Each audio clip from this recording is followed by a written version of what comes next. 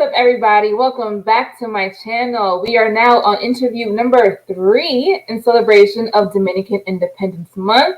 And I have with me here Paula Fundiendo Neuronas. Paula Hey, here. Hi. hi, Christina.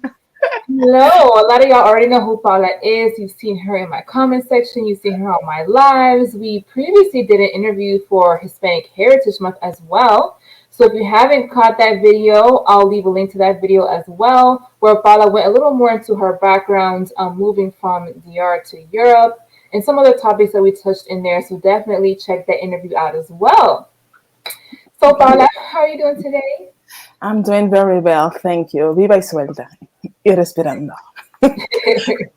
Yeah, it's a 6-hour difference, so it's 4 o'clock over there, but it's like 10 p.m. over It's here. 10, 11 p.m., yes. Yeah. Damn, I forgot my tambora is in the kitchen, man. I was like, estaba tambora. el intro iba a ser yo con mi tambor. Yeah. Okay. Everybody hit the Cash App and the PayPal, contribute to your girl, Christina, because this is a job, so dejen la tacañería, don't be stingy, and yeah, hit the Cash App. Yeah. She won't say it. I'll say it for her. Yes.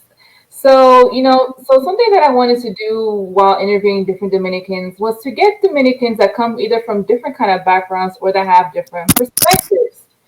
So, the last interview I did with a Dominican, it was one that was born in Europe but was raised here in the U.S. So, he had a different perspective than, say, maybe some Dominicans that live in DR have. And so for today, we have Paula, who was also born in DR, but that has spent most of her life, I guess, right, living in Europe.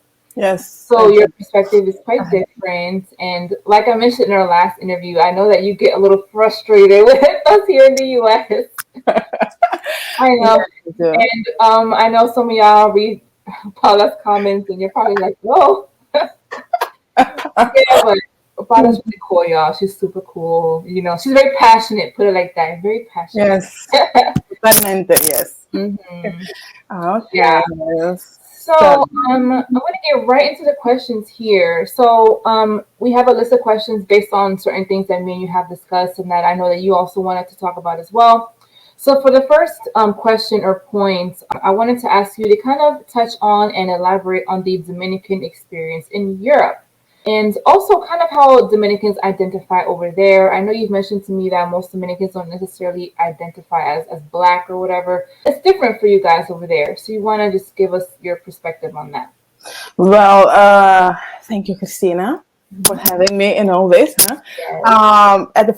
In the first place, you have many European countries, so there is no European identity or European Dominican identity.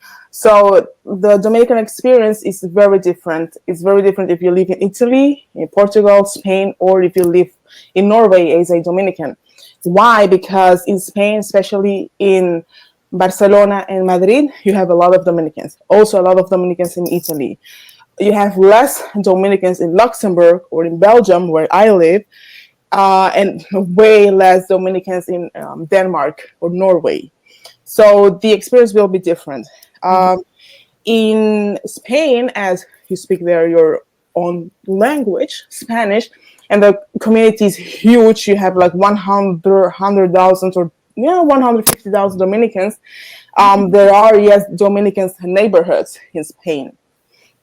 So that's so they use just Dominicans. They have a lot of Dominican restaurants, hairdressers, and a lot of businesses. It's like in little New York. The same in Italy, but it also depends where you live. I remember when I was younger hearing that there were a lot of Dominicans in Italy as well. I have a cousin, actually, her son is like Italian. He was born there. So yeah, I've always heard there were a lot there. Yes. You have a lot of Dominicans in Italy. I've been allowed to Italy for I will spare you the reasons. But like, so you recognize us always. We recognize each other, and then the look and all and everything. It's very hardworking people. Sometimes I'm like, "Phew, you're just leaving the Dominican Republic for that." No, mi hermano, tú estás loca. No, that's it. It's a very different system. It's very different than in Norway or Denmark and Scandinavia, because the southern part of Europe is poorer. It's better. It's richer than the Dominican Republic, of course, but it's different. But you have less of us. The more up north you go, the less you have of us. So you have to learn a totally different language, totally different customs. Everything is so different, and it's perfect. It's like you can in Spain, in many places, like in Madrid, Cuatro Caminos. That's like the hood. You can arrive as a Dominican and you just like never left Dominican Republic because you have so many Dominicans. Just like when you go to El Alto Manhattan, uptown Manhattan, Washington Heights. Yeah. It's just like you are in the Dominican Republic in New York. But here in Belgium or the Netherlands or Norway, Germany, wherever, you have less of us. We go, we always go to Dominican parties, Dominican whatever thing that we do.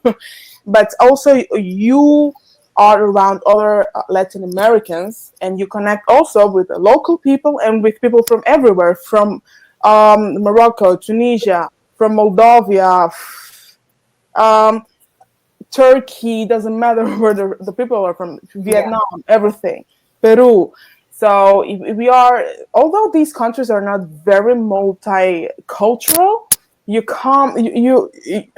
end up in a multicultural society. Of course, 85% of the people are Belgian white here in my experience in Belgium, but you're also surrounded by other nationalities and other cultures. And no, we don't identify with race, because in Europe, people do not identify with race. They identify with their nationality and ethnic group. So if no one in Europe is going to ask you, what race are you?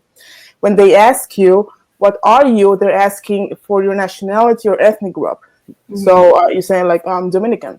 That's it. They will not say or say, no, you're not Dominican, you're black. So that's that the racial identity politics is a very American one. The US is based on that. It's run on that, and people are distracted on that. That's their politics. Just like in the Dominican Republic, people are distracted with PLD, PRM, all those, whatever. Before it was El PLD, El PRI, whatever, and the Haitian topic. So, and here in Belgium, for example, is the language topic, is a ethnicity topic. In old Spain, que los gallegos, que los, for example, Rosalia, she's not Spanish, she's Catalana. She's from Catalan.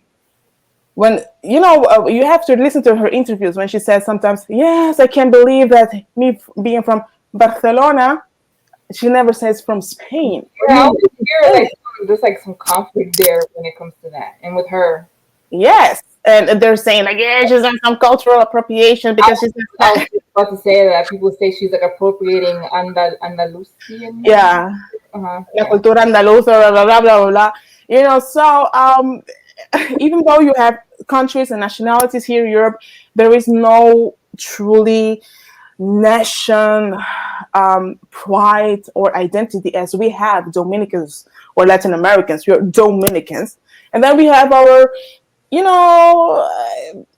original identity, but not very hard. It's not here. It's very different. In Italy, Italians do not have a national identity either. So no, that doesn't. No, like people from the north. Oh my! You don't want them here. Hear them talking about people from how you call it, from the south, Napoli. It's like, what? Those people are worse than Arabs. No, it's like you're very, you have a lot of them, very racist from them. From the south, there is no that Bayern München, Bavaria, there in Germany, where the BMW are made and all that stuff. They want to be another state because, they're the hardworking ones. They're the most productive, blah, blah, blah. Here in Belgium, you have the same thing. So when Americans are always putting all European people in one, in a box, like they're all the same, Not even in one country they're all the same. It's like, what the heck? So sometimes that's very frustrating. Yes, Yeah. yes. And I understand that because you see the world through your own lens. I understand that. But what I do not understand is when people are not open-minded enough to see, oh, it can be different. Mhm. You know? Right. Yeah. Yeah, that's actually very interesting. And I do think not everyone, but a lot of times we do kind of look at Europeans as, oh, they're just a bunch of white people. You know, like, I mean, that's a very, of course, ignorant and very basic understanding, but that's just kind of like, okay, white people over there, or people put them all under, like, for example, people don't even understand the difference between like Anglo-Saxons and say Southern Europeans, and people don't realize sometimes they're like different, they're not the same.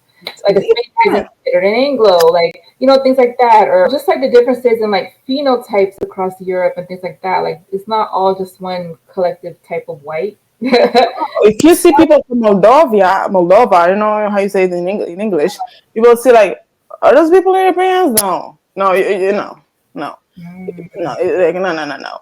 You would think some of them are even Dominicans or Spaniards or whatever. It's good. Like, but Europe has also so many stereotypes within themselves. For example, here in Europe or in the Netherlands, Germany, they think all Spanish people and Italians are, olive-skinned people that get very dark during the summer and have curly hair, darker, or Antonio Banderas. They look like Antonio Banderas. But no, you have a lot of them who are very white, very blonde, blue-eyed, whatever. And then sometimes they question them. Are you sure you're Spanish, or maybe you have German or have Belgian, or whatever. Really? So yes, yes, yes. But they don't make a truly big deal about that. And then you have the Eastern Europeans. They have a totally different look than Western European. But at the same time, you have then the Southern Europeans, and then in Belgium you have, it's not really Nordic, but you have in Belgium like a border, you would say, but they're in between. And then when you go from Holland, Germany up, it's different. In the US, what they're used to see are the Nordic types of European. Yeah. So when you guys say white people, what you think in your mind are the Nordic types, the Kate Blanchett, although Gwyneth Paltrow, whatever, she looks really Polish. I'm sure she's Polish. If she would live here, it's like, okay, she's Polish. Angelina Jolie and her father is like, okay, that's West Europe. Like you see their face, that's West Europe. Brad Pitt is more the Anglo-Saxon and also Germanic-looking type. Renee, I don't know, all those actresses that are very blonde, blue-eyed, whatever. Those are truly the Nordic types. The Swedish, German. The Germans are not Nordic, but anyways, the Dutch ones. Even Dutch people have a different face. We call them like the horse faces because they're very tall. They have not me. It's like they're European slur between each other. Yeah. And the funny thing is when you see someone who's mixed like black and African or wherever and Dutch, like the Dutch people from the Caribbean or from Curacao, Bonaire, they look different. They have like this really Dutch. They can be dark and have this. They have my Afro hair, but their face is different. So they have a lot of phenotypes here as well. Uh-huh. So you guys are more like used to have or to see the Nordic. Yeah. Yes. Like Right. when you see Italian, Portuguese, and all that stuff, it's just different. The Mediterranean, Mm-hmm. Europe, you have a lot of variations. Yeah. Yeah. Yes. Yes. Okay. That's very interesting. Okay. So, how would you describe the relationship between Dominicans and other like Afro descendants? Be it, I mean, I don't know if you know their experience all throughout Europe, but be it in your particular country or from what you know, generally speaking, in the rest of Europe. For my personal, life and professional life, I've traveled a lot here in Europe, and Dominicans get along with everybody. We get along with everybody. It's okay because we are very open-minded. Okay, in Spain and Spain, especially Madrid, Barcelona, and some places in Italy, we have so many Dominicans that you interculturalize in your group. So you don't really need to go outside to meet some other peoples, or people from other nationalities or cultures. but we get along with everybody. We work and they know us for being hard workers, but also for being cool people. We are very interested in other cultures and we show people our culture. Yeah. So yes, so before even social media and everything, you had here like white people, whatever kind of people, African and everything, listening to our music, eating our food, going a lot to the Dominican Republic. We get along with everybody. You have a lot of intercultural marriages because that's another thing. Dominicans, we marry with everybody. We mix with everybody. First generation is more hypergamy in the sense like, nah, we're not going. You know what I mean? Like, nah. There's no future there. That immigrant right there is looking the same thing that I am looking for: stability, better money. So like the generation of our mothers of all nationalities, they're like, why are you going to marry an Ecuadorian guy or a Peruvian guy, whatever? You are in the same boat in the sense of you're going to send money to your country. That guy is doing the same. His grandmother is going to call him like, I'm sick, blah, blah, blah, blah, blah. So you will have the same experience. So you will not have enough money for you or your family. So you have to marry or be with somebody here who has already a base. Que ya tiene una base, que ya ha construido algo. But we have an amazing cultural and personal relationship with everybody. I cannot say, with everyone. Everybody's around us. We're cool people in general, not only me, all Dominicans, the majority of us. Yeah. Mm. But then there is one group that we don't really like, but as a whole, but o sea, ¿qué se puede decir? Not men, it's more Dominican men. Some Dominican men don't really like North African, the Arabs. Yeah. Oh. They don't really get along. Or in the 90s, yeah. The culture is very different, so. Yeah. Mm-hmm. And as far as how Dominicans get over there, get along with like the Africans and stuff, how was that? Because I've heard you mention before, you have like several, I think, Congolese friends and stuff like that. Yeah, Congo was a former colony of Belgium, so you have a lot of Congolese people. And here in Brussels, where I live, you have Matonge. Matonge is like a little Harlem or Spanish Harlem or whatever in Brussels. That's an African neighborhood initiated by Congolese people, but you have people from all Africa, Cameroon, Guinea, all the French-speaking countries over there. So you have a lot of Congolese everywhere. Everywhere where you work, you will have a Congolese or an Arab one.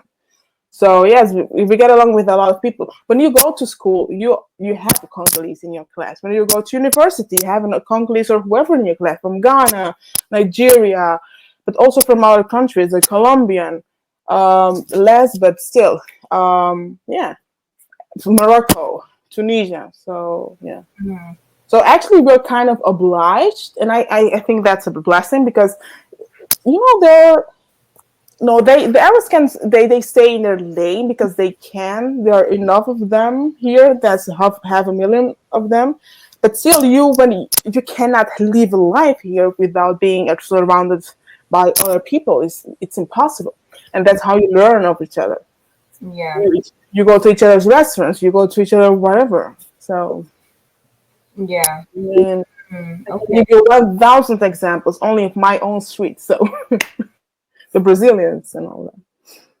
So when it comes to dealing with these other people, do they ever address you or ask you about your identity from a racial perspective? Like, do Africans consider you Black?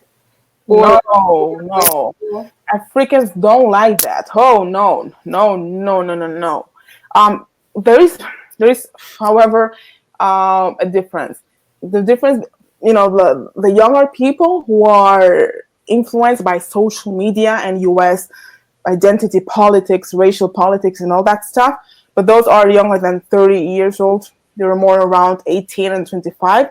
There is a difference there, and I had that experience. But the other ones that are older or our generation, no, they don't like that.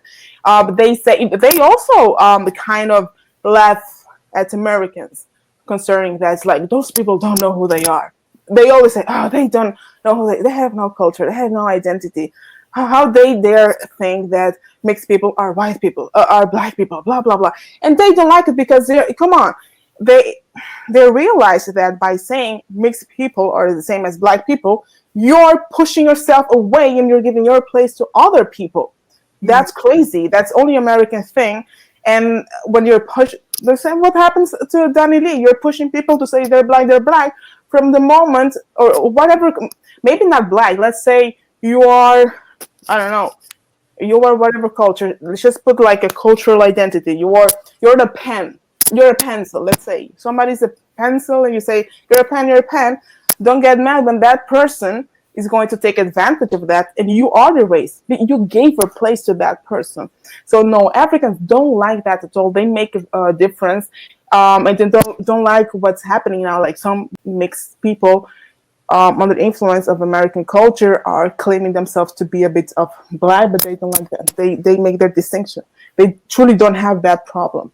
They're not pushing you. They want you to be more African culturally, but not racially or something like that. Okay. And among them, they don't have like this black identity. They have the black identity in contrast to white Europeans, but they don't identify with race. They identify with their nationality externally. Like they would say to me, I'm Congolese or I'm Cameroonian, but among each other, they would say, no, I am Bakongo. I am Lulua. I am, if she's from Ghana, she would say, no, I'm Edo or Yoruba or Ashanti and all that stuff. They have like very strong ethnic identity. Okay. So, yeah. Okay. Yeah. Interesting. Okay, cool. And I want you to know that. They will say that. Like, we're not the same. We're not the same. Yeah. If you dare, oh my gosh, I want the princess to watch this. If you tell that princess, oh, are you, maybe you're from Rwanda? Are you Hutu or Tutsi? Oh my gosh. Yeah. She will hurt you. So there's so many ethnic, I don't like the word tribe actually, ethnicities. And you know, these American, we respect that. We know that it exists and it's very intriguing.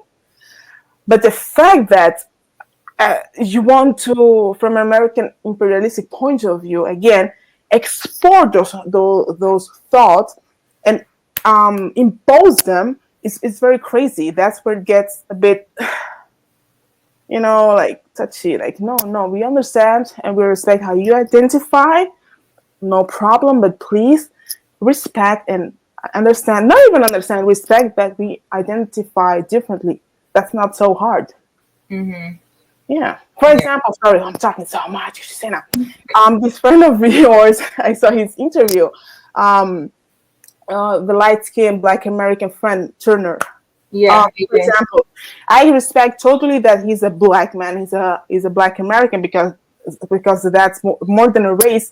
It's a culture. It's an ethnicity. Yeah. I have total respect for that. However, here no one would say that he's Black, but I consider and respect the fact that he's a Black American man because that's how it works there. So I will never tell him, "Come on, man, you're white. You're mixed as mess." I would never do that because I respect that. I respect him, his culture, his point of view, but I would never respect or accept you imposing your cultural views on me because that's imperialistic. Yeah. Gotcha. All right. So I want to ask you one of the same questions I asked Ray, since both of you guys brought this up, and this was about the Afro-Latino term. So I know he identifies as that, but you do not. And I know you've expressed that you deem it unnecessary and divisive. So do you want to explain that? It is. I think why another label? I think that's very divisive.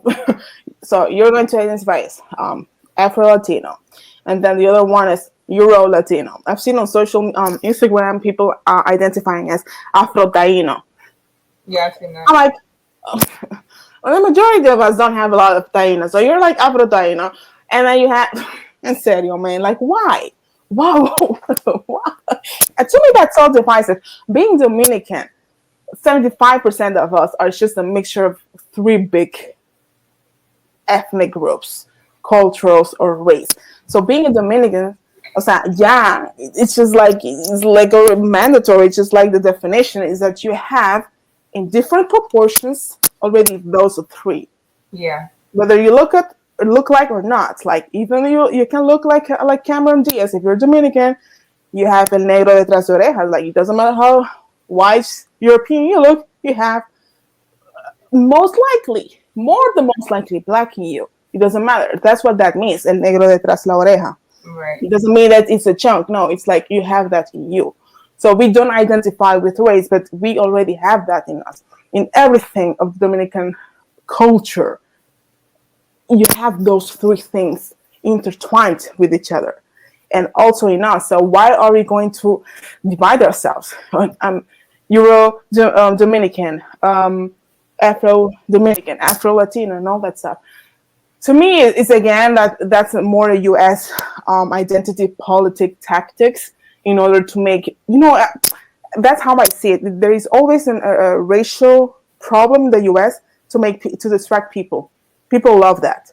So that comes from the government, from that type of things, think tanks and all that stuff. I don't even know, but it comes from outside and it's pushed there, so you can distract yourself with that. While you're distracted with that, Latinx thing, Yeah. Latinx, come on, Yeah. we really need all those labels? Mm-hmm. No, I mean like at the same time. When you have then you're pushing also those labels to the girls with the regular curly hair, and then you have Danny Leak and other girls identifying like Afro Latina. Don't get mad. There is another one Instagram or writer model. I don't remember her name. She's in LA, and they were making a video about embracing your curls and all blah blah blah. That girl had like the biggest curls, and with her flat hair, you wouldn't consider her Afro Latina nothing. When she got to roll as an Afro Latina, don't be mad because you were pushing her. You're just getting what reaping what you saw.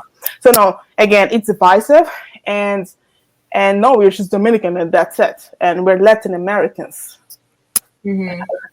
So Yeah. we are Latin Americans, and we are Hispanos. We're Hispanics. That's what we are. Why is that so hard? I mean, like, what the heck? Yeah. So just to kind of play devil's advocate a little bit. So so for those that do identify as Afro-Latino, I often hear them say, "Oh, a lot of you people say that Afro-Latino was divisive and that we're all the same," but really they're just putting a name to a division that is already there, because at the end of the day, we do separate ourselves by color or race, whether we do it subconsciously. So how would you respond to that? Okay, because like on the one hand, I feel like although racial divisions aren't really that big of a deal, because like you said, the majority of us are mixed. I do think there's obviously a distinction that is made, whether it be on color or whatever, between somebody that is, considered un rubio, or somebody that's like, somebody that somebody would call un prieto. Like that distinction is clearly made. But would you say that it's a racial thing or more just like a color thing? Afro Latino thing is you're making a subdivision. You're making a sub race, a subcategory. Like when you say African American, no, they are American. Why isn't the rest Anglo American or Euro American or whatever American? Yeah. So you're putting yourself beneath the rest. It's like you don't really belong. You're an extra. You're something special. So I do not agree with that, because we're all equal. We're all from the same place and all that. So why? So I don't know. I don't work with that. It's just like I don't like the extra, the sub, because you're making it, to me, in my eyes, you're making it like a second. I get what you mean. To be honest, that's kind of one of the reasons why I stopped using it, because you hear a lot of darker skinned Latinos say, "Oh, that we're not represented. People don't look at us and think that we're, Latinos. Like it's always the whiter, lighter ones." And I'm like, okay, well, if the whiter Latinos don't have to add a prefix, then why should I? I should be able to identify as Latina point blank, and nobody should be me just because I'm darker skin. Yeah, exactly. Why? Yeah, kind of yeah. changed a little bit, I guess.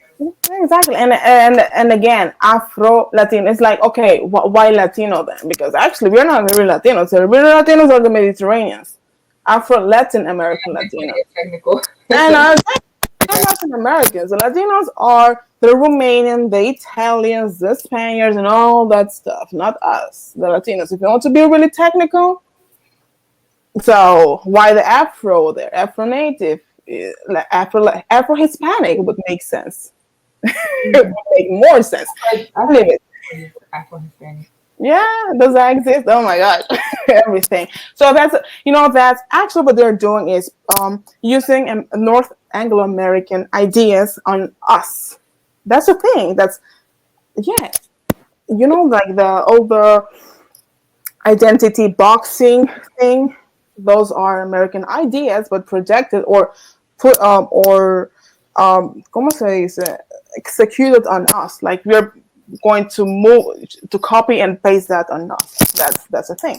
So from an American point of view, North American Anglo-Saxon point of view, taking those parts of their culture and political ideas, and taking them and applying them on us. And another thing, we have a lot of or some discrimination about that, yes, but it's very different. And I would say in a Dominican context, it's more an aesthetic discrimination, not really a racial, because all those things that we have are color or look descriptions. And again, I will take the example with you. I know you will hate that. I did it the last time. Okay. It's not, come on, like here, from a Dominican point of view, okay, I'm lighter than you, but I will never be considered more. I will not be considered prettier than you, because it's not truly about the color. It's about the aesthetic. One, you are darker than me, but your features are, like more, what we say, refined than me. But to me, I think that's a biological thing, because it's in all cultures like that. It's in all cultures. My hair, I have kinky hair, I have Afro hair. Okay, man, that's not men to make like a big issue about that. It's more us, the ladies. But at the same time, it's like it's not even only us. And I think that we have at least a justification, because we're very mixed. If you're a woman and you're dark and you're pretty, you're considered pretty in the Dominican aesthetic world, then you're not discriminated. You can be like very light, but if you have like, like so, like even broader, my features are even broader than mine. It's like you're not very pretty, so people will always make that comparison. When they say, they tell me every day, like, coño, eso cabello, moño malo, pelo malo, I don't even care. Or in Dominican Republic, with my Afro, girl, like, come on, you live outside of the country. You have enough money to relax your hair. Like, yeah, but I don't want to. I want my hair to look like that. Sometimes I want my hair straight, and sometimes I don't. Yeah, there's racism and everything, but that doesn't affect me or my life. So, like, oh my God, peínate. My grandmother, Paula, pero peínate. Is my grandmother being racist to me? That's more an aesthetic racism. Like we're driven, and the whole world is driven by the aesthetics that they're seeing. Every culture's our beauty standards are very Eurocentric. The world has Eurocentric beauty standards. Why? Because you can say all what you want, slavery and all that stuff. Yes, that's one. But two, and even more important, it was pushed by the media, by the U.S. media, through films, through magazines, through commercials, through a lot of things, and we copied that. Do you think that those Dominican top models from now, from the last years, they represent the Dominican beauty ideals? No, they represent the top model world beauty ideals, because they're looking for that type of women, so they're casting that kind of women. If Hollywood pushes whatever kind of beauty, we're going to mimic that.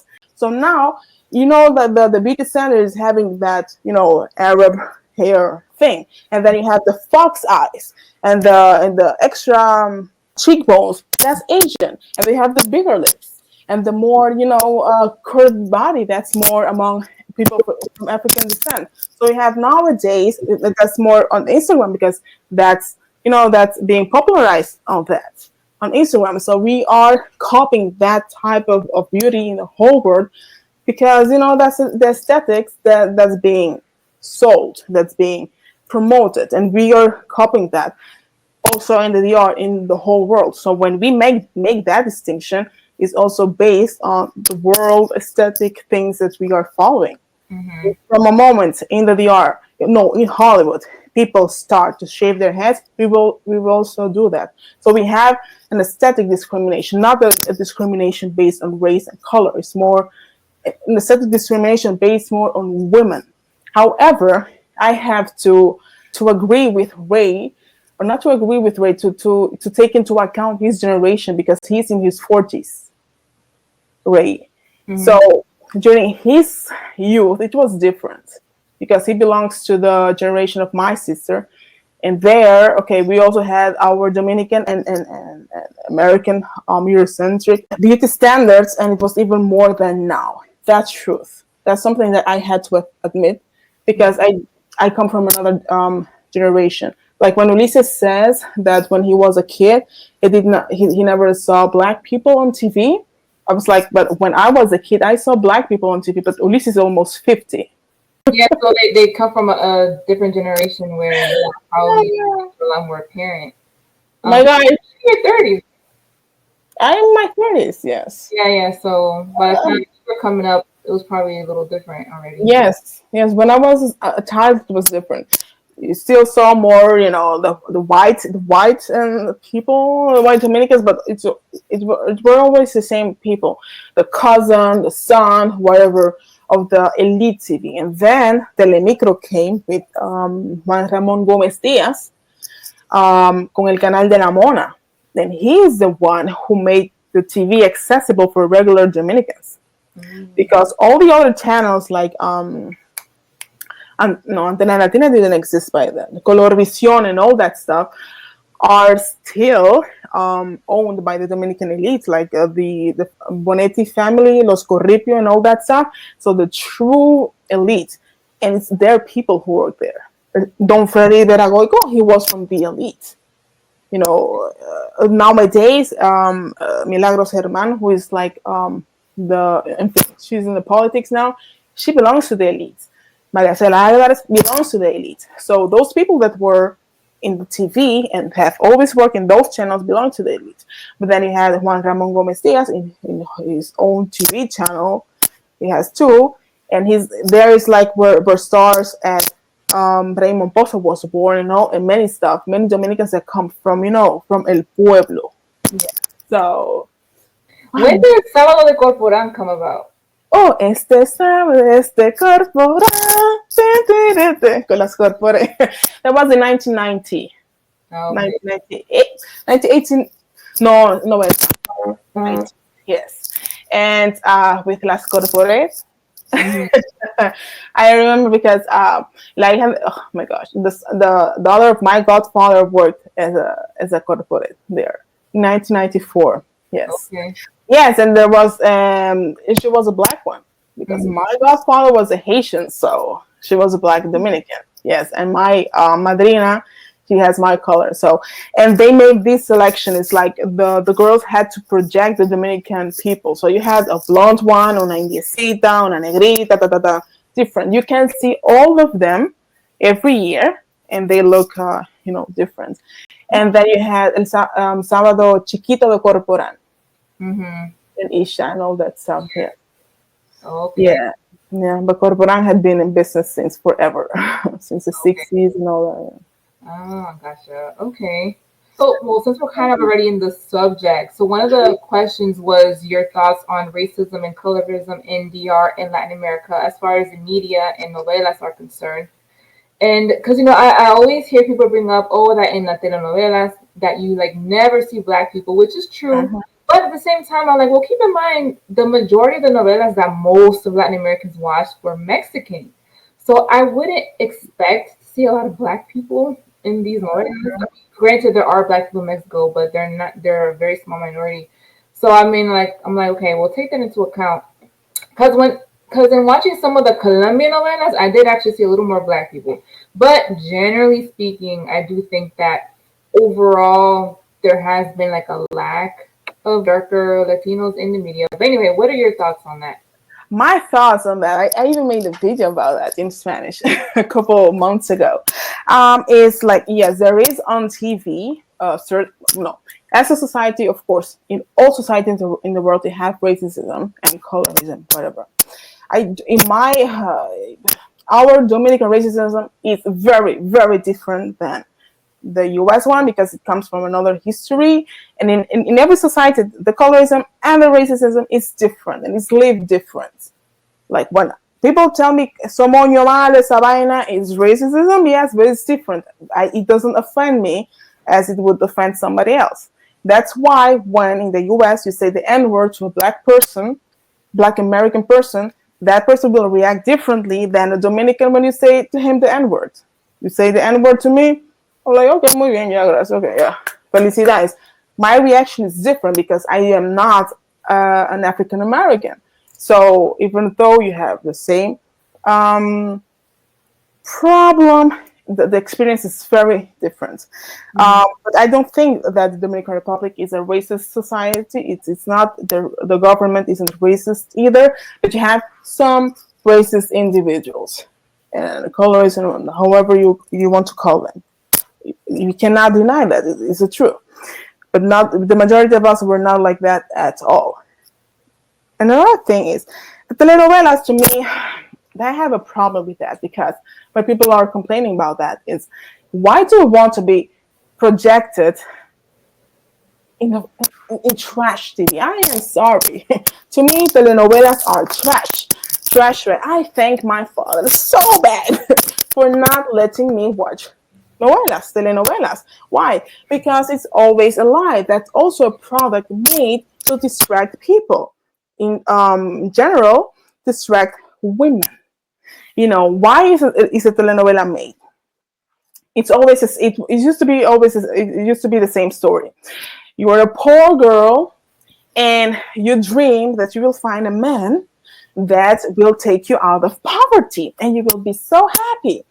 But you know, love is so strong that he can do whatever he wants to, and you have to stay a virgin and loyal to him. And people will humiliate you, but you know what? You accept that. They hit you on the one cheek and you give the other. So love is sacrifice. Love is a lack of self-respect.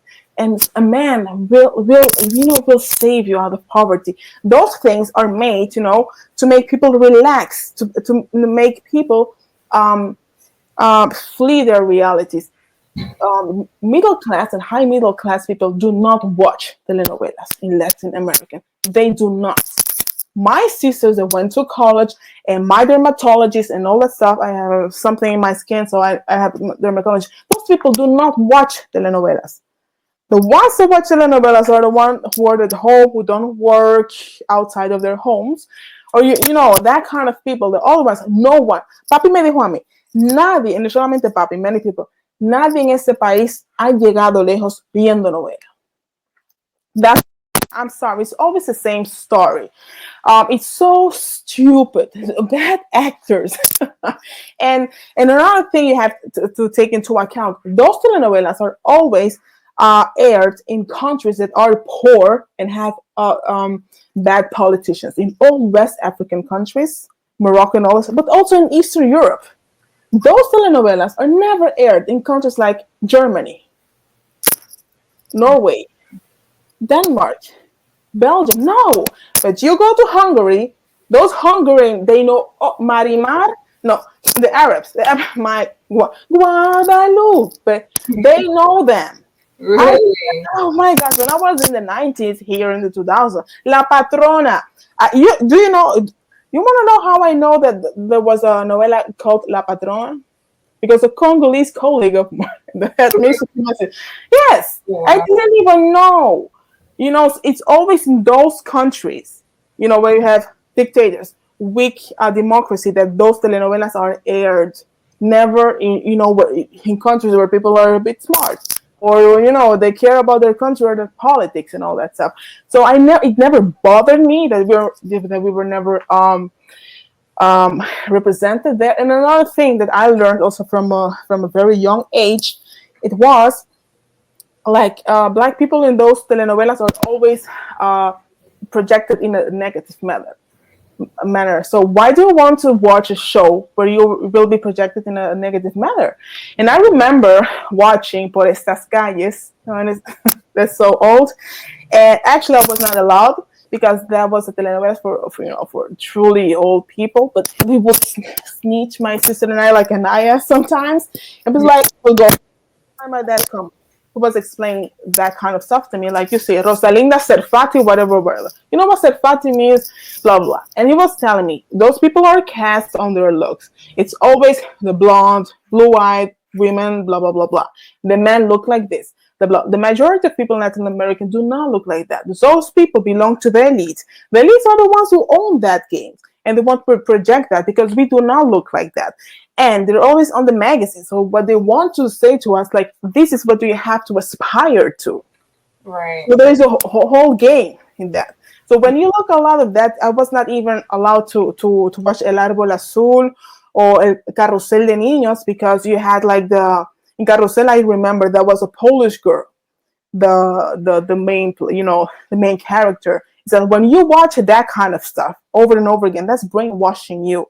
And you want to look like them, and you want to do the same that they do. You want to dance the way they dance, and you want to, So my father explained that to me a lot of time from a very young age. I never understood it 100%, but it's staying in my head. It was when I was a teenager, I fully understood that. Like, and those people are just making their business. They're projecting whatever. And also he explained me, and when I was 14 years old, the first time I went to New York, I fully understood that. That was when I understood it, July 99. I discovered that a lot of those people in Mexican telenovelas are not even Mexican. A lot of those white people that you see there are or from Colombia or from Argentina and all that stuff. They're cast. Actually, I remember the novela, is it Teresa? The girl that played Teresa, isn't she like French or something? It could be possible. There was an actor, and there were two actors. One of them was a Dutch one, and he was in El Gordo y la Flaca, I remember, and they asked him to say something in Dutch. And my cousin and I, who grew up here in we understood him, like, oh my gosh. And there's American, you have people from all over the world. They cast those people. They also have like a Dominican actor. I don't remember his last name. And he said it like, yeah, I'm cast because I'm white. He's in a lot of novelas. He's now in the politics. Oh. He's a blonde guy with blue eyes. He's from La Vega. Okay. He's an actor, Carlos de la Mota, and he admitted that.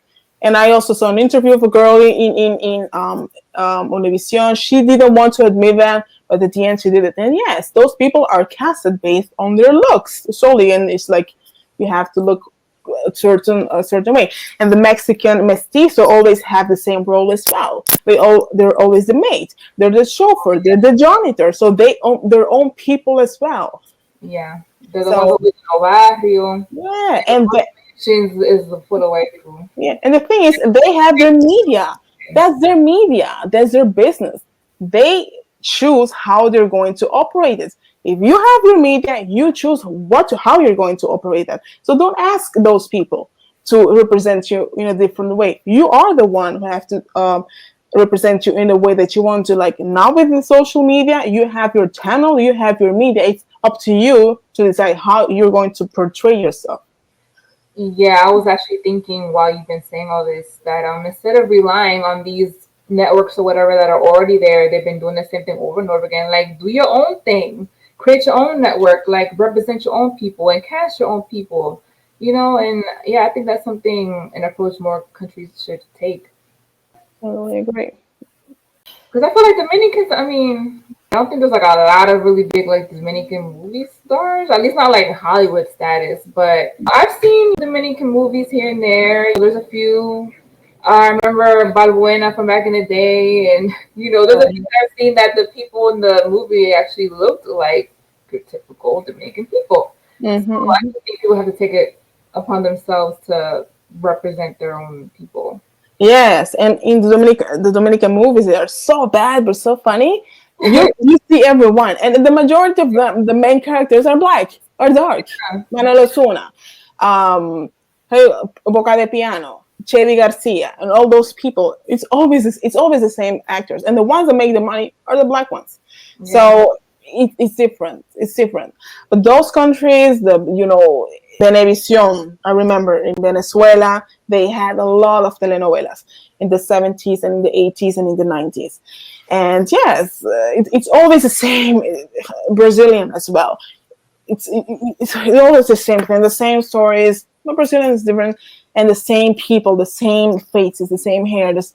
So why do you want to be portrayed in that kind of? You don't want to be in love and hip hop either. I mean, like that. So when people say that, I understand them, but at the same time, you want good roles, you want good TV, you want good content, not stupid content. You want to be represented in good films, in good series, in good programs, not stupid garbage content. I am sorry. I side eye everyone who is complaining about you're not portrayed in telenovelas. Sorry. And okay, make nowadays we have the resources to make things, and those elite, they own those medium in all the countries of the world. Not only there, in every country of the world, the elites run the media, they run the newspapers and all the stuff because that's their view and their agenda they want to push. So you think that you, with no power, are going to to say those people what they're going to do? Are you going to decide their editorial line? It's like someone coming to you, Christina, in your channel, and they're asking you talk about the conflicts in Sudan. Make your channel about that. You're like, no, my channel is about Dominican things, so I'm not going to talk about conflicts in Sudan. Yeah. So I understand them, but it's like, yeah, no. Yeah. Gotcha. Okay. And then my next question, again, kind of ties into what we've already been talking about, was the difference between colorism in DR and Latin America versus here in American society, in like Black American society. Okay. The way I see it, our Dominican colorism, on color, no, it's more texturism. No, it's more featureism, facism. I would call it facism. Does that exist? Facism. Faces.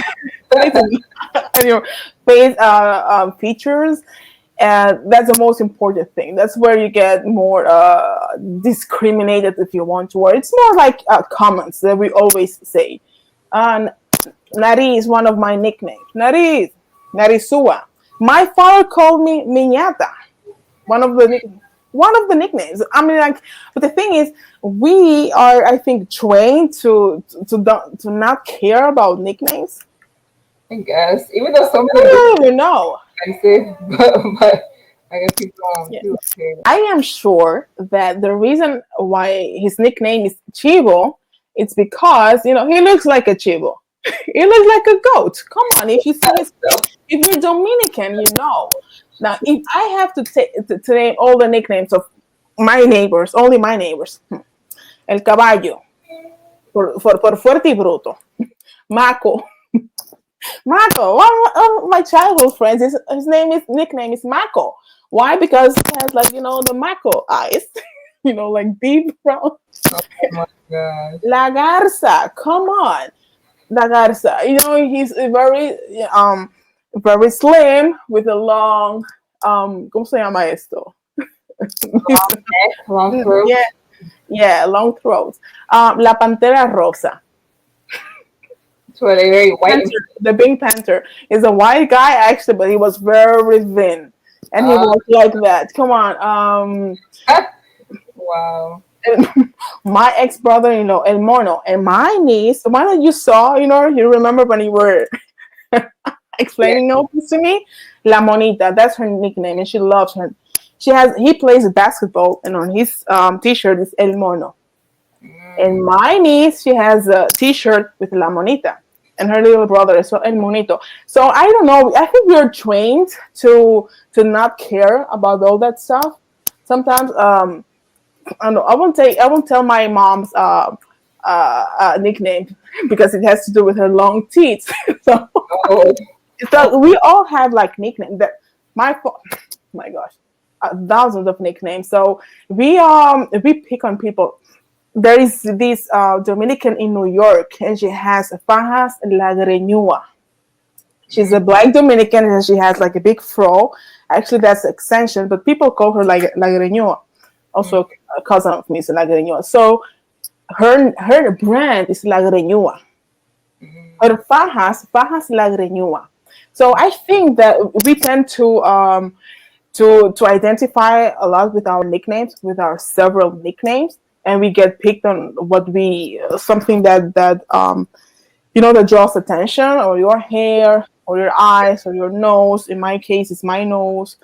Your legs. My sister, if you have canillas, you're a canillua. like I know my sister, they used to call her Betty Seca because she was so Like it's just skinny. when she was younger. Hey, Betty Seca. It's like, Yeah. yeah, in other cultures that would be like no. So that's so typically Dominican, and you identify with that. So I will stop. I have so many nicknames. Oh Lord, a lot. Yeah. So and that's from a very closed, strict point of view, that's racist. But when you make the nuance and you contextualize it in a different society, you say like, okay, strictly they were racist, but they don't experience that as racist. So when I read in social media, girls say, yes, when I lived in the Dominican Republic, they used to call me Pelomano. It's like, girls, like I belong to the nappy hair Dominicans group. Me. And yeah, and it's okay if you don't like your afro. I don't like my afro every day. And when they tell us that I don't know that I don't have any that didn't hold me back from life. And that's again more an aesthetic thing. You want people to say, "Ay, qué pelo más bello! Your hair is so beautiful." Blah blah. You want your hair to be praised as the hair of your niece, who has like the long, flowy, good hair and all that stuff. And that exists in all the cultures. Because when I go to an African hair salon, they're always like, "Oh my gosh, your hair is so good!" Blah blah blah blah blah blah. I'm like, what the heck? This is just like, don't tell me that I have good hair for Dominican, because it's like, oh my gosh, it's so easy. It's so easy. Oh my gosh, you can do everything you want. It curls. It's flattened easily. If you want to feel like a very stranger, go to an African hair salon. Go to an West or Central African hair salon, not to an Ethiopian one. And you'll see like, oh my gosh, they're like, they're truly thinking that my hair is Chinese or what. So yes, we have like the aesthetic thing, but it's not something that really holds you back. That's more an aesthetic. No, that's you're not refused a loan because you have kinky hair. Okay, you refuse a job if you wear your hair like this in certain companies where you have to show your face, not if you're just a back office. But that happens here in Belgium as well with Belgian people if you have a certain weight. They don't say that like that. It's like, no, we need her to be this and this and this to visit clients, and she's not pretty enough. Belgian white chick. If you weigh 300 pounds, I don't think you will be a consultant who's always visiting clients. So anyway, so that's another subject. The thing is, yes, we have that discrimination, but it's not that deep in my eyes. Hair and all that stuff. Yes, if you're pretty and you're dark, okay. However, if you're dark and you have like very afro for a woman, afro features, that's harder. It's not that they're going to beat you and all that stuff, but you will see you're not considered. If you look like Lupita Nyong'o or Serena Williams, you're not considered to be a pretty woman in the Dominican Republic. But not only there, in the majority of the countries of the world. Lupita too? She wouldn't be considered pretty. When I think with longer hair, her body's banging. But I know the Dominican man, the majority, like with that short hair like that, they won't say, "Oh my gosh, she's so cute." No, she would need to have longer hair. At Okay. least here, and this risada or like a nice, braid out, something like that. But short like that, no. Like short, like I don't know how long her hair is now, but her body would be banging, but her face and short hair, no. But not only in the DR, because that's what I hate when people are putting are are accusing us of that. I'm like, not even in your own society, Black Americans, no, or in many that's a hard thing in many African societies either, because again, that's what I say, at least it can be justified in our society because we have so many different looks, and it's not crazy for us as to have to admire certain look, as the majority of us do not look like Lupita Nyong'o. You know what I mean? So it's for us. It's easier to admire somebody or to be or wanting to become like Halle Berry, because that's not that far. But Hmm. we are so mixed that having someone in your family with straight hair or whatever type of features is not hard. You know what I mean? Wanting to have the body, a very curvaceous body, it's not hard because your mother or your sister looks like that. It's not that you're very flat, or you're very, I don't know, you're shapeless and you want to have a shape. No, somebody in your family has a big behind or big legs, whatever. So it's not hard for you to admire that and to want to become like that because you see that next to you. It's not on TV. So I had also the impression when I was younger that in the US all the girls look like Beyonce, and a Hmm. lot of the majority of Black American women do not look like Beyonce. They actually, from my experience, being more than 10 times to the US, they're dark skin, brown to dark skin. The majority is not light skin like we see in the movies. So when you're coming with your colorism, blah blah blah, to us it's like, wait, but you say everybody's black, but the most beautiful women are always biracial people. Or Alicia Keys, Halle Berry, Mariah. But those women are not even black. Those women are not Gabrielle Union, for example. She's black.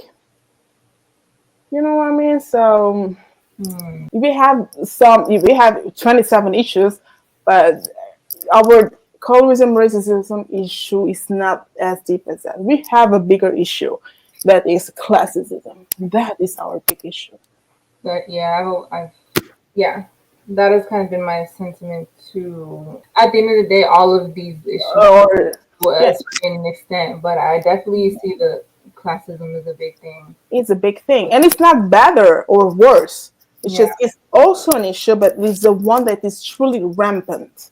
We yeah. also have those other issues. It's like, for example, let's say you have a skin sickness and you have, I don't know, cholesterol, but you have cancer as well.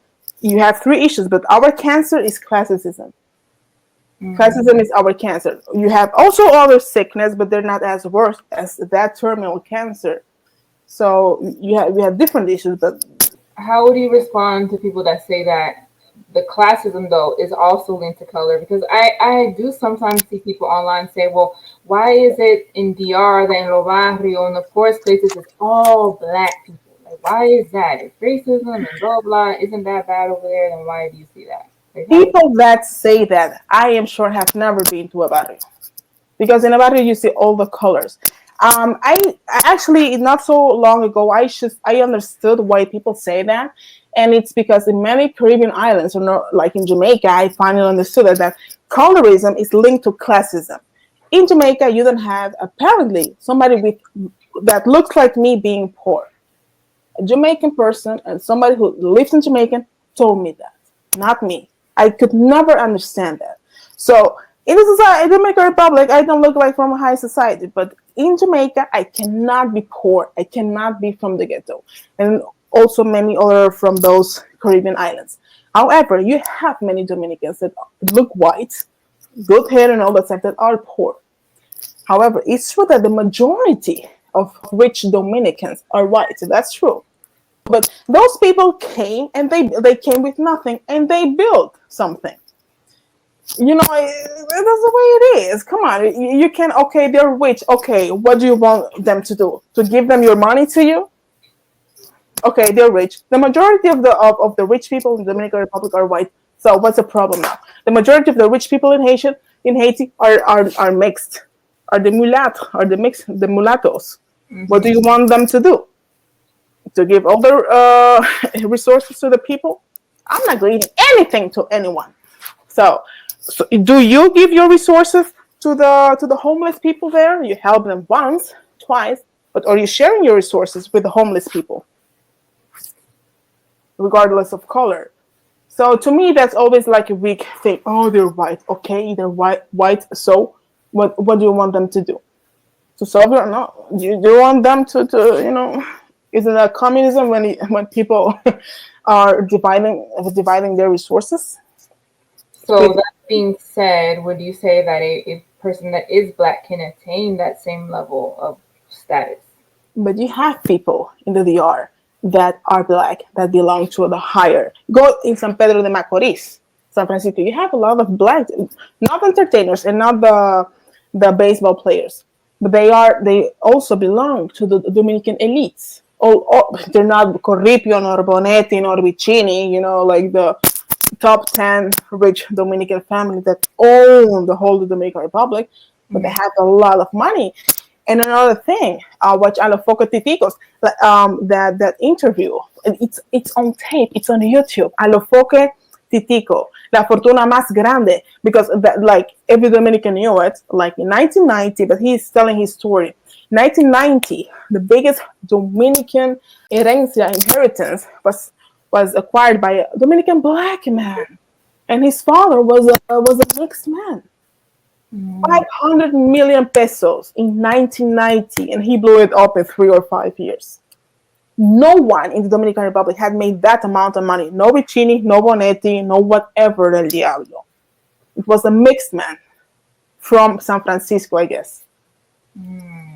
So when people are always telling that, it's like, oh my gosh, all this victimism thing. Sorry. Okay, the majority are white, but not all of them. And if they are white, what do you want them to do? What do you want them to do? They're not going to give their resources to you. Why? So, yeah. And many of those families, they stole a lot of resources during Trujillo. Trujillo helped them. They became even richer. And also many ones that are rich, like the Arabs, they became rich by selling things. And I'm going to tell you this, Dominican, if you belong to a family where you have a lot of tierras, land, then you were not really oppressed. If your grandparents were from El Campo and they had tierras, remember, tierras was the main resources of all the centuries before even when the Industrial Revolution started. Land became less important as a resource in the 20th century.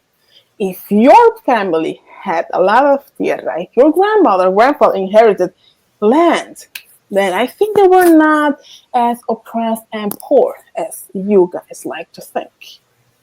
However, if your family was from La Capital, La Ciénaga, and all that stuff, and they never owned land, okay, those were like the truly oppressed and slaves and blah, blah. But if you're from Bonao, San Juan de la Maguana, and we have land, por favor, stop crying and learn a bit more about your family and the country. That's the thing. I don't say they were rich, but they had land, and land was the resources. Okay. Yeah, I know, like, my mom, she inherited some land from her great-grandmother. I mean, it's in the campo. I mean, they grew up poor, but they still have this land somehow. Like, these plots, and, like, they divided it among, like, the heredero and stuff. They had land, they had pigs, they had chivos, they had chickens and all that stuff. That's how people survived in the whole world. Agriculture. Yeah. The thing is that we as Dominican, and sorry, and that's the difference with the new Dominicans that came after the country was built. All we did was a bit of agriculture without added value. My grandmother on father's side, she made coffee, chocolate, cacao, and all this. She had a huge conuco and all that, but she never had her own company. But the Spaniards that came, she would be like over 100 years now. They came with nothing, but they started selling her coffee and her chocolate and everything. So they added value. And they didn't have so many children as us. They didn't drink nor party as much as we did, nor did the Arabs. Remember that the Arabs did not even speak Spanish. They were selling goods on the ground and all that stuff. They are children. They value education and hard work, and something that happens with us didn't happen to Arabs. And and the Chinese are the best example. If you don't want to believe me, like although they're studying in college and whatever, they are obliged to work at home. So those Arabs were obliged to work in their little shops with their parents, the same that many Chinese students that are studying law or medicine, they're also helping their parents in their restaurants or in their Chinese little shops. So those children are always taught to study and to work in the family business at the same time. But Dominicans, we feel ourselves too much. Like, no, my son is not going to work that. I may be a plumber. I have my plumber thing, but my son is not joining. And I've seen that in my own family as well. In many, we feel too good for some things. When you arrive somewhere, we feel too good for those. My mom says that a lot. It's true, and that's the thing. When people are saying like that comes generally from outside, that comes from the yes, the resources are owned by those family. Okay, what are the names of those family? Blah blah blah blah blah blah. When did those people arrive to the Dominican Republic? After the country was established, so they don't own us anything. They do not belong to the same colonial. Not even Spaniards. It were the criollos. They were Dominicans. The ones that were living there were not even Spaniards. They were criollos. They had, of course, Spanish blood, but they had been there for centuries. So when you're saying like, yeah, the Spain oppressed us, no, it was not really Spain. Spain began to oppress us, but actually the ones who really oppressed us were the criollos. Our fathers. I mean, like Spain was the government. But the ones that live there, it was our own people, the criollos, for centuries. And again, those rich families they don't own us anything. Because they came after and they built after. Like those families that the criollos or Spanish families, they fled to Puerto Rico, Cuba, and Venezuela when the Haitians came in, the Dominican Republic. So all those people that owned the majority of the land and the resources, they never came back. The majority of them. So yeah. It is what it is. You basically answered one of the points that we were going to talk about, which was again the whole thing about the Spanish oppressor from colonial times, but really the people or the criollos, the Spanish descent people that were there by the end of that colonial area, they ended up fleeing. Like you said, to Puerto Rico, to Cuba, to Venezuela, once the Haitians took over the entire island. So those people, they're gone. They never came back. And so the white people that you kind of see more in power now are descendants of Europeans and Arabs that came after. The vast majority of them, yes. The ones that have the money. Yes. Their descendants, some of them became like more intellectual stuff. Peggy Cabral, the Dominican ambassador in Italy. Peggy Cabral, like a blonde, blue-eyed woman that was married to Peña Gomez. She's a descendant of one of those families, but she has status among them, but no money. I mean, she doesn't own an enterprise. Her family doesn't own a business, an important business. She's in the politics. So they have an intellectual influence, that they have the connections because, they have the name, tienen el nombre, tienen apellido. They have, a name, but that's it. And some influence, but they don't own businesses and that kind of stuff. No. Esa es la vaina. Mhm. All right, so since you already answered that question, move on to the next one, Ah, which is, one of the things that always gets kind of brought up whenever Dominican topics or whatever, which is the whole relationship with us in Haiti or Haitians in general. So I know you wanted to speak on some of the truth as far as the aspects of our relationship with Haiti, as far as some of the myths. So I don't know which one you want to start with first, but if you want to just kind of get into that.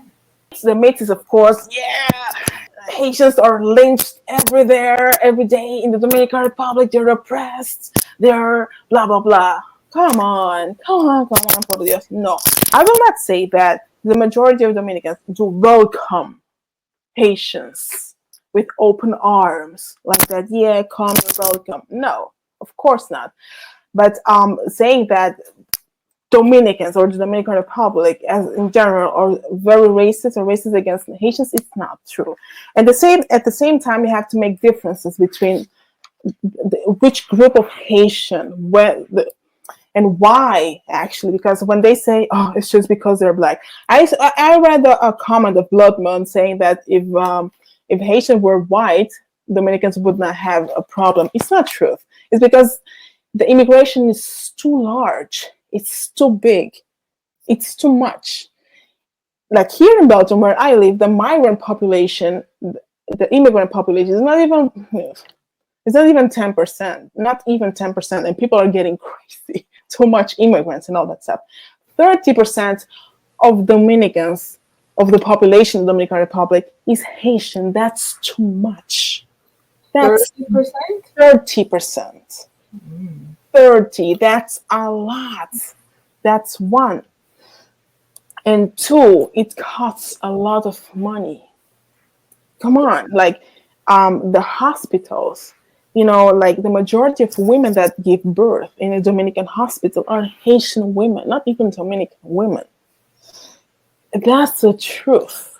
I mean, like, statistics are there. That's the truth. Because in Haiti, you don't have public hospitals, you don't have public schools. It does not. They don't even have cinemas. They don't even have movies. Ese es el nivel de la vaina. Yeah, I know it's true. I was also surprised. Like, But just about like the schools and stuff are all private?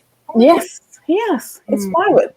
That's why Oh. the majority of Haitian people don't go to school. Not even 50% of Haitian. Yes. And the politicians don't give an F.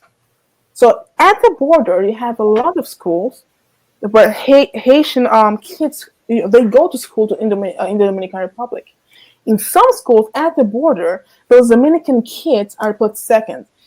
At the border, and it's been all over social media. In some of those schools on the outside, not even like the our founding fathers were painted, but the Haitian flag and Haitian things. Yes, also the Haitian flag and all that stuff in Dominican funded schools and all of that. You have hospitals, like it's a very typical road is via Montecristi, I guess, going to Santiago or other places at the border to give birth, or when they're severely injured and all that stuff. So we give them, it's Dominican tax money. And also, it's Dominican tax money paying for all that stuff. And then when you have all that, and then people, because it's not really Haitian in the Dominican Republic, it's generally Haitian from outside in the comfort of their home in the US talking BS about us. Come on, that will, wake up a sentiment in the Dominican. That sentiment woke up in me in 2015 when I saw all the slander. I said, no, this is too much. It's not that we, the Dominican, welcome them like, yes, oh my gosh, I'm so glad you're here. But it's not that the Haitians are treated badly in the DR. That's not true. They're not chased and all that. You have some people that are crazy and are racist. That's true. We cannot deny that. There are Dominicans who are racist against Haitians. But it's not like everybody, we mind our business, they mind their own business. If they were treated so bad, they wouldn't be everywhere in the Dominican Republic, from tourism to all the kind of jobs. It's not only the construction sector that they are everywhere, in agriculture and all that stuff. And what that makes, what happened also in the US, that happens also here in Europe, is that the economy of the big business grows. The big construction investors, of course, because they pay less and they don't pay taxes on them and they don't pay social security. But that money doesn't go to the Dominican Republic. The economy of those people grows. Same in the agriculture. You pay those Haitian people less, but you don't pay social security. You don't pay taxes. So those agriculture big men, they become richer. Not the Dominican economy per se, nor Dominican people. The same happened here. Like the majority of immigrant people, women, many of them work cleaning. When the Polish and the Romanian women came to Belgium, you had to see the Latin American and the African women complaining about that because, for example, instead of 10 euros per hour, those women asked 4 euros per hour. The same in factories. Those men, they work very hard, they're very strong, they work longer, they work on Sundays, and you pay them way less, or you paid them way less. But now the Belgian economy benefited from that. Because there's still a huge problem with that here, but that's another conversation. But those people were paid maybe 4 euros per hour, but that's much more than what they're paid in Poland. The same with those Haitian immigrants in the Dominican Republic. They are paid less in some sectors, but that's much more than in Haiti because in Haiti they don't have anything. So you have lower skilled Dominicans, or maybe some educated Dominicans that do not find a proper job for their education, competing with people that are willing to accept less than what you should earn. I am, of course, not mad at those Haitians because they want a better life for themselves.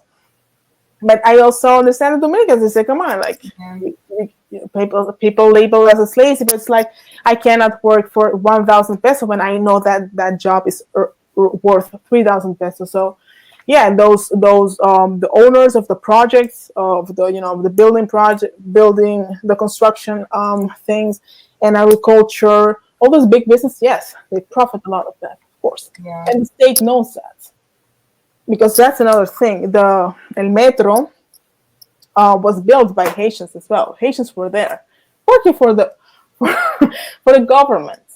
The government employed illegal immigrants to pay them less. That's the thing. And they don't care. They don't care about us, the Dominicans. You really think they will care about Haitians? So that's the thing. So when Dominicans say like, oh my gosh, like we can work nowhere, we're not employed anywhere because we have a lot of competition. But Haitians are also the competition among themselves because they used to be less than now.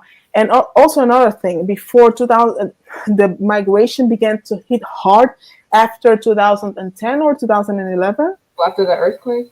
Oh, yes. Whoa. Woof. That's what I heard, that it grew dramatically after that. Yeah. Before that, people were there were some people, like the extremists are never chill. They're always like, invasión haitiana, Haitian invasion, to say one, but no one paid attention to them. But so after the earthquake, oh my gosh, yes. And also a lot of criminals, because the prison was, a lot of people, a lot of criminals fled to the Dominican Republic. Mm-hmm. So before that, like all the Haitian migrants were truly hardworking people. People that stayed in their lane, they were regular, super hardworking people. But after 2011, wow. A lot of, not only the hardworking people migrated, but also a lot of thugs. That's the truth. Then you have to deal with your own thugs, and we have a lot of them, and then with the Haitian ones again as well. So only the big and important ones were captured. The ones that had committed crimes against rich Haitian people were captured. Only those ones, not the rest, like of the Kirna. They were not interested in that. So that's very funny to see that. Like in the Dominican Republic, when something is done against a celebrity or someone who has money, they capture those criminals. The same happened in the Dominican Republic with those Haitian criminals. The one that had done something against the important people were captured. The rest was not captured. So we have that problem as well. And it's very important to know that, yes, Dominicans commit more crimes in the Dominican Republic than Haitians, but you have to understand Dominicans are in their country. I know it's hard. But when you live out when the kid, no, let's say like this. You have your kids and they make a mess at your house. They're your kids. When you have the neighbor's kids just doing one mess or two, you're like, oh my gosh, que se vayan esa muchacha al diablo. You're like, what the heck? So when it's your kid, you accept everything, even though you don't like it. But when it's people that are invited, is very different. It is what it is. And also the generation, you have different generations. Nobody has a problem with those patients. They're just integrated in the Dominican Republic. You look at them as Dominican. A lot of Dominicans are mixed with Haitians. A lot. I mean, like in my family as well. So it's just Dominicans with a Haitian father or grandfather. But there is a difference. Those Haitians from after 2011 and before, yes. Wow. So I mean, the whole situation is just quite complicated. A lot more complicated than people will want to make it seem. Because again, people always say, "Oh, it's because racism," but yeah. Gosh. Yeah, but some of people are like, oh, Haitian, whatever, making their lives difficult. No, it's not. But you have a lot. That's the thing. Some people feel like it's too much. Because also, like, we Dominican women have 2.4 children, and Haitian women have like 7 point whatever. It's a lot. It's a lot. So imagine all those people in your territory. In 30 years, you do not exist. That's the truth. That's not racism or whatever. You're going to be replaced. And that's why in Europe, many people are so worried because they see we have in Scandinavia, no one is having children. Those people are not having children, and then it's like you have so many migrants. You are afraid. That's a psychological thing. That you will be replaced in 3 decades. Well, why are they having kids though? Like, isn't that partially their fault too? That's their fault. That's the thing is like they do not have a lot of kids as other people in other countries because the more kids you have, the less you can give them, the less resources you can have to provide them with a good life. Rich people in the DR did the same thing. You don't know any family with 8 kids. They stop at 3, 4. That's hard. That's how, Americans, I think, or white Americans, I guess. Oh, no, you have a lot of white Americans with 10 children. Maybe the more, I don't know. But it's different. But here, Europe people don't, generation, the ones that are 70, 60 years old, they come from big families. But those people didn't have a lot of children, no. Sometimes you're surprised, like, what? You are 4? You have 3 siblings as well? Wow, that's a lot. That's a lot for a Dutch or a Belgian or a German person. That's a lot. They're usually 2, max 3. Okay. So yes, in the Dominican Republic, they see that as a threat. They see that as as a never stopping migration. That's a lot. They feel like they're losing their country. I understand the Haitians as well because they just want a better life. They want to work. They see that in their country they have 0 chance. In the Dominican Republic, a country with limited resources, very poor as well, but still, they're much better off than in Haiti. They can at least eat, so to say. Yeah. So, and you also have a middle class Haitian society or community in the Dominican Republic as well. That is less known, but those people don't give an F about their people either.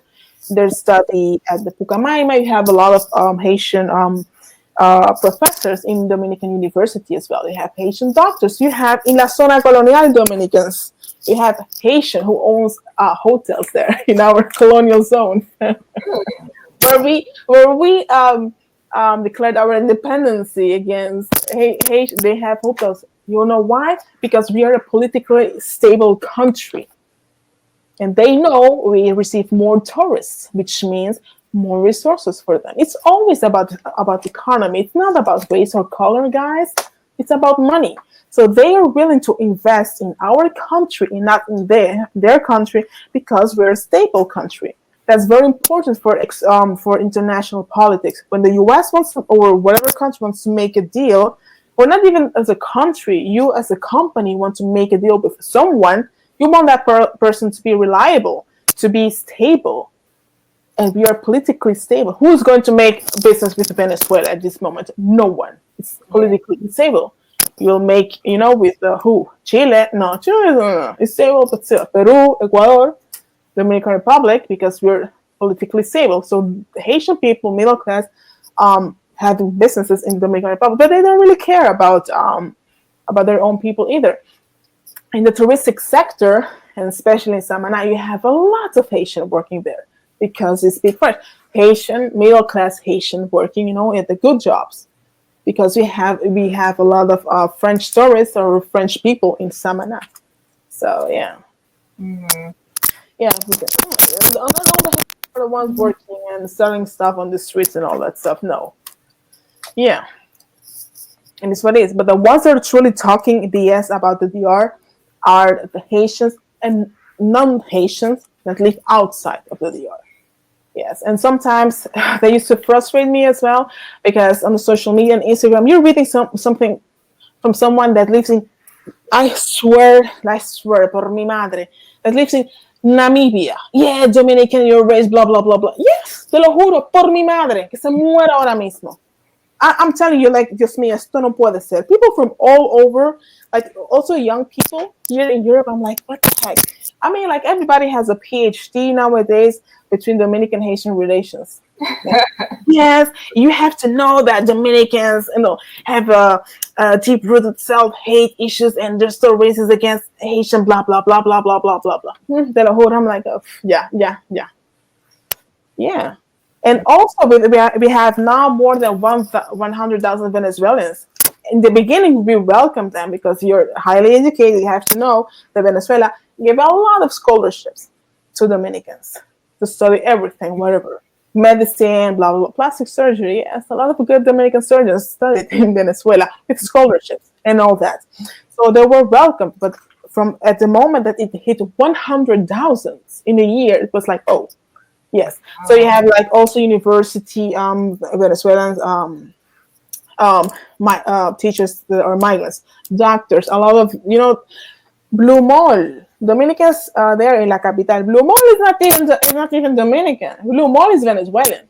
That shop where you have Cartier, Louis Vuitton, and La Capital. The most exclusive Dominican mall. That's not even ours. That's a Venezuelan. Wow. Venezuelan money. Yes. So of course those were welcomed. But when it hit 100,000, it's like, oh no, I bet it. That's a lot. And then they didn't need a visa. And then it was in 2019, in a month, in less than a month, like Miguel Vargas Maldonado was still el canciller, chancellor, I don't know, and he said like, okay, in 15 days, those people need a visa to come in. Venezuelans are not dark skin, the majority of them. They're not black, the majority of them. Not them. So are we racist against Venezuelans because they're what? Why are we racist now? Because they have longer hair. Because they are, those girls are very fit. Why are we racist now? It's always the same thing. It's too much. So, and we know the exact amount of Venezuelans that we have because you need a passport. They go through migration. Yeah. So we know exactly how much came in and how much came out. With Haitians, we don't know because the border is porous. You can't just cross over. That's the thing. So, Dominican Republic, is like close the door. No, now it's too much. Come on, 150. That's too much. No, that's the thing. Yeah. And also, some people were like, yeah, that's very grateful because we received a lot of help from Venezuela, which is true. But, it's not about love. It's about politics. And politics is about interests. Yeah. Yeah. So those topics are so complex.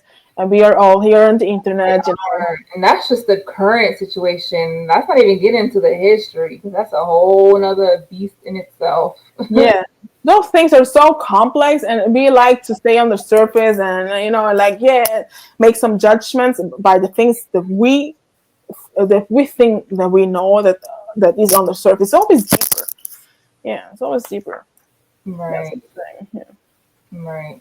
Okay, so now moving on to the last point here. So I believe you wanted to address this whole idea that Trujillo wanted to whiten the country. I myself have heard this before. Some people use the immigration of the Jews that he brought in the 1940s, I believe it was, as part of this initiative. Some I've even read before that the Japanese that he brought in was an attempt to de-blacken certain areas. So what are your thoughts on that? That's BS.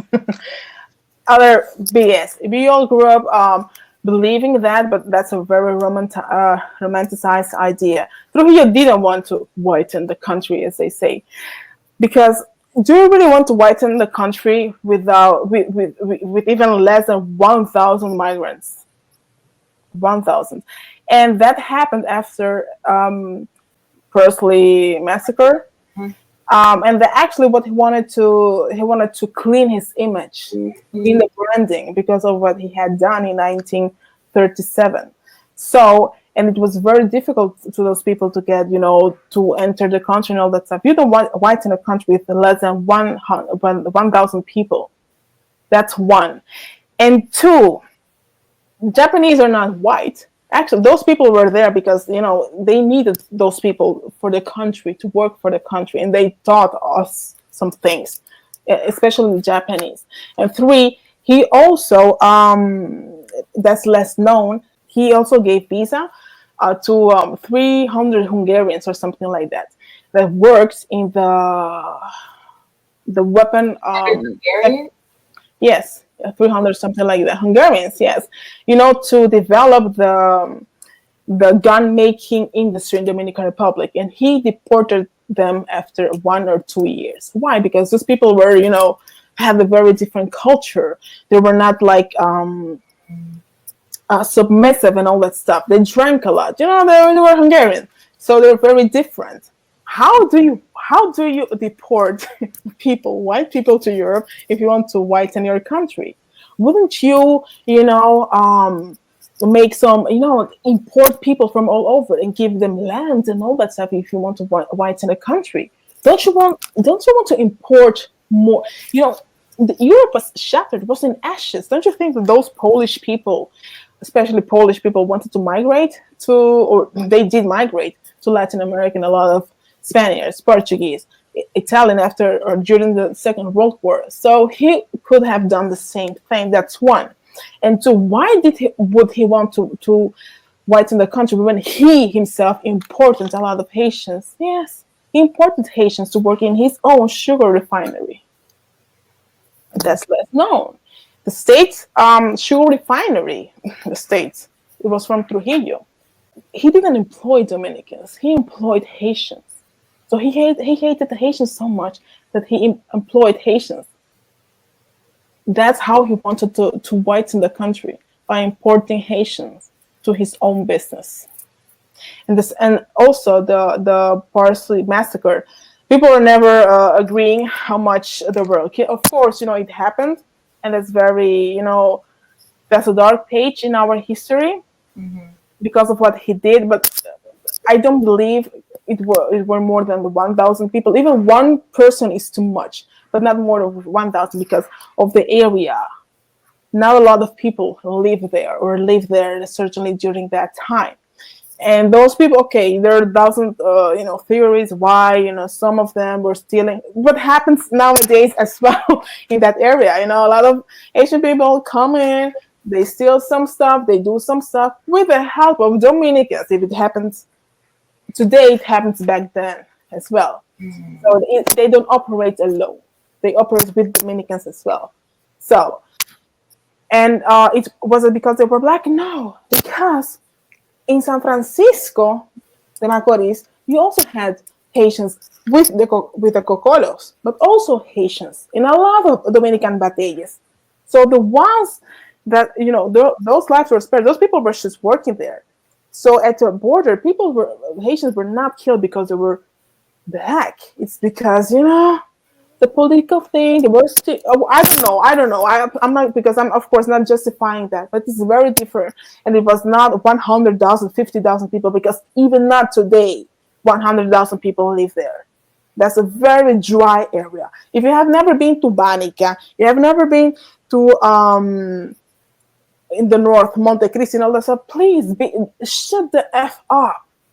I went every year to Banica. There is a little church, blah blah blah blah blah blah. Anyways, that's something of my family. I think nada. You don't have a lot of people living there. Certainly not during that time. And the thing, like, and he did not kill black Dominicans because he wanted to make the difference. That's why he asked perejil, because Haitians cannot pronounce the r nor the h. Perejil. And to be honest, not to be honest, actually that's a military tactic when they want to identify the enemy. Here in Belgium, they did the same thing. The Flemish people against the Walloon. The Walloon speak French. The Flemish speak Flemish or Dutch. And they ask schild and vriend. And it's almost the same. Like vriend, perehil. French people cannot pronounce the R. That's why they have this French R. For example, la princess or la princess is here. It's different kind. So in Haitian, it's perehil. They cannot pronounce the H. French people cannot say Harabacoa. They say Arabacoa. Perehil. Haitian people cannot pronounce that. They would say perehil or something like that. So here in Belgium, schild, okay, it's not the ha, but they cannot pronounce the they would say skilled instead of schild, and instead of vriend, they would say vriend. Skilled and vriend. So a Dutch-speaking person would say, "Oh my gosh, that's a French-speaking one." So that's military tactic that is used, that has been used in all over the world. So that tactic he used on the Haitians, perehil. If that person would mispronounce that word, then they would know it's a black Dominican and not the Haitian. So this one, we're not going to kill him. I'm not justifying what happened because it happened. I don't know how much, but even 2, 3, or 5 is too much. It's too much. But yeah, and of course, no, the bodies have never been found. If you kill more than 1,000 people, you can't find the bodies. You can find the bones. You can find something. That has never been found. So that's actually a tactic to shame a lot of Dominicans. And many Dominicans love, especially in the CUNY and the US, they love to romanticize Trujillo. Trujillo was just a dictator like everyone during those times in Latin America. And Dominican people suffered, a lot of, or the majority maybe, of Dominican families suffered a lot under Trujillo. But they're romanticizing him in a crazy way that I just don't understand. And I have no reason to be a pro Trujillo because my family suffered a lot under his dictatorship. But I think that we have to be a bit like not too emotional when it comes to history. Mm-hmm. So that's the thing. That's why I believe that even if he wasn't hijo de su mayrita, I don't think he wanted to whiten the country just because, less than 1,000 people. It's like, come on, please. Come on. Okay. Yeah. Okay. So I guess it was never like a real political whatever move, like maybe some other countries had. No, like Argentina and Brazil, there was a lot of people and in different waves. That never happened in New York. They gave those people land and everything. And there was a movement. There was something. Come on, like what Venezuela had the same thing. Mm-hmm. So he wanted actually those people, and he was actually disappointed because the migrants were lawyers and all that stuff, and he wanted people to work in the land like the Japanese. And the fact that in the Dominican Republic we're able to eat broccoli and some stuff is because of the knowledge of those persons. And actually, even Balaguer, I hate Balaguer with all my heart. He did the same during the 80s. But they didn't migrate, but he got some Israelis because those people are the best at agriculture. Again, Jewish people. Those Israelis in the Dominican Republic to teach us how to, to do our agriculture better. So, yeah. So sometimes it's like, guys, don't import your US idea and or into the Dominican Republic. Like, don't project those ideas in another society, because it will never work. It doesn't work because it's different. That's one. And yeah, that's the thing. And I will end this with one thing, so you can make because you have viewers from all over the world. Maybe they won't understand. In I went to a Ghanaian wedding, and maybe I will upload it one day at YouTube. You said And like a Korean wedding? Ghanaian wedding, yeah, very cool, very fun. And they have like many African countries, this custom that if you marry our daughter, you will have to pay for some stuff. Like So pay dowry? yeah, the dowry. So from a Dominican point of view, like our mothers, imagine being in a party and your brother and you're getting married, or your sister is getting married, and you're like five siblings, and you're saying your brother-in-law, okay, if you want to marry her, then I need let's say a Rolex. You have to give me a Rolex, because you have to give the family every something. You have to give me 5,000 euros, or you have to give me a MacBook Air, whatever. From our Dominican point of view, it's like you are selling your sister for some stuff. That's like you're selling her, but not in their culture. So when you say like, yeah, okay, you can marry my daughter, but I need a Mercedes, I need a car. It depends, of course, from the family. If you're a poor family, you will ask for a cow or a goat. Yeah. But you're from if you're a very rich person, you will ask a Lamborghini. That's what I'm saying. If we see that, oh my gosh, you're selling your daughter. You're asking for something material for your daughter. What the heck? That's a dowry. For my mother, it's impossible. I've tried to explain that to my mom and her Dominican friends and the Latin American friends. That's another culture. They're not selling their daughters. They just don't get it. Yeah, yeah. La están vendiendo. Oh my gosh. It's like, no, that's different. That's another culture. Yeah.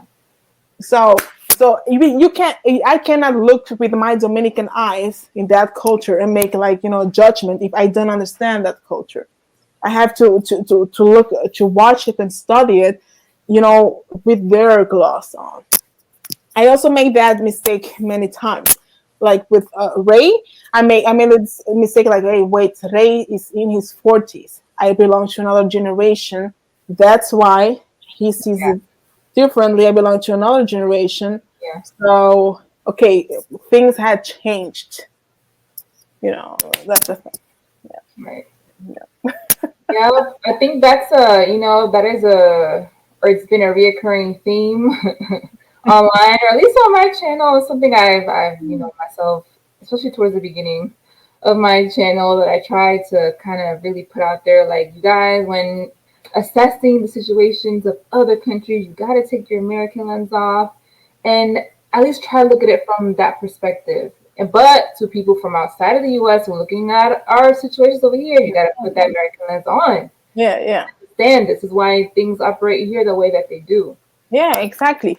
That's something I also had to learn. I have to put my American. It doesn't happen every time, and I admit that. That's why I like to know. Like, wait, it's based on race, and race is very important. It's a very important topic. Everywhere you go, they ask for race. We're not as impacted by it, and that's why we don't talk about that. We tend to say, "Oh my gosh, those Americans are so obsessed by race." Why? But when you ask for credit, they ask your race.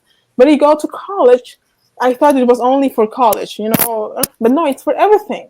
Race. So your daily basis is, yeah, you're in contact with your race on a daily basis. We are not, and that's why the thing that I am also learning. I'm also understanding. So and it's also surprising. That's the thing. And actually, I should not be surprised, as when my nephew that lives in New York, my two nephews, came to Europe, every time something happened in the news, they always said, what race was he? And we were like, what the heck? Why are you asking his race? He always asked that question, but I thought it was just a teenagers American thing. But And so, and when I did not agree when Ray said that when Dominicans see Black Americans succeed, they see themselves. That was my comment. You don't think so? No, not at all. Because you see, Dominicans in the DR, they see Black Americans as the top Americans, the ones they want to emulate, not the ones that are like them. They are like the coolest Americans, the most successful Americans. They want to become like them, not that they, as Dominicans, are them. They see Americans, but they are another ethnicity, like the cool ethnicity. Los morenos americanos, los negros americanos, los que tienen toda la vaina. They don't see themselves. They see them, and they want to emulate them. Okay. So they want to emulate them. Maybe he meant it more in terms of like color. I don't think so. I don't think so. But because Dominicans, they don't look that thing as a color, like that. They see like their culture, their cool culture, and the music and the clips and everything. Not them, because you have a lot of the Black Dominicans in politics, in the TV, in the actors thing, in sports, all the baseballers, in music, bachateros, merengueros, and all that stuff. So when they see, because the hip hop, we know that's not ours, that's American, and you want to be cool, you want to be down with the Americans, like the Americans. So you're emulating them, and you want to become cool like them. We know that those clothing are not ours, like the do-rags and all that stuff. You're cool Tims and all that stuff, like them. Moda americana, moda gringa. So you're not seeing yourself. You're seeing like, yes, I'm now cool like them. Not that you want. Oh, it's when a Dominican sees a Black American actor, they don't see themselves. They don't see, oh, I am Samuel Jackson. They would say like, hey, un negro como yo is there, but not they don't see that Black American as them, because we already have our identity. That's what I mean. When we see a Dominican succeed, we see ourselves regardless of his or her color. That's, it's like, for example, again, Danny Lee. Oh, she's Dominican. Whatever Dominican looks like, he said, oh, she's Dominican like me. Or there is this young singer, Kendry, whatever. It's like, oh my gosh, she's Dominican. Or whatever, oh, she's Dominican. Or Cardi, oh, she's Dominican. So it's like you see a Dominican that looks different like you, but she's Dominican. So you are like, she belongs to my group. So as Aldana, oh, she's Dominican. I remember I used to say, oh, she's Dominican. She's half Dominican. She's Dominican. But she's darker than me. But it's like, she's Dominican like me. I see myself. Amelia Vega. She's the white girl, but she's Dominican. She won. So we won. Yeah. So we're not projecting it's not like, oh my gosh, I see myself there. Oh yes, I'm her. She's me. No. But it can be an inspirational thing. Like, oh my gosh, Michelle Obama, una negra como yo llegó. That kind of thing, but not on the identity thing. It's hard to understand. I understand. Gotcha. So, but a lot of respect for Ray. He's a very smart dude and all that stuff. So, but that's it. Bueno, Paula, we're now at 2 hours. My gosh. Yeah, I think this was a good interview, though. Yeah, so thank you, Paula, for coming back on. You're a great addition to our community here. You're very educated, Thank you. I try. That, you come from a different area of the world, so to hear your perspective on things is also very good. Thank you. Yeah. So to everyone listening, if you haven't subscribed to Paula's channel, I'm going to leave the link to her channel down below. She does have content both in English and Spanish. And yeah, so definitely check that out. You also have an Instagram page. I don't know if you want to promote it. Fundiendo Neuronas. I'm barely there. I try. Occasionally post on there. Occasionally. I try. So follow me at Fundiendo Neuronas, but subscribe to my channel. And more importantly, hit the Cash App of Christina, of course, and her PayPal, because this costs a lot of time and energy. So please show her some love. I will ask her because she's too shy to ask. Cash App, some money, make it rain. Don't be stingy. Don't be stingy. Y gracias, Cristina. Thank you very much for this, for doing what you're doing, for letting people speak their minds and all the voices being heard, and for being so cool and open-minded, in accepting everyone's story and points of view and all that stuff. This is great what you're doing for us, for Dominicans, for different kinds of Dominicans, and yes, and for providing your platform to us, and and you have created a small community of many people, but also among Dominicans ourselves from different parts of the world. So that's very cool. Thank you for doing this. And this is people, you don't know, this is a huge effort. So please hit her Cash App right now. Thank you. Thank you. To everyone, thank you for watching, and I'll see you all in my next video. Bye. Adios.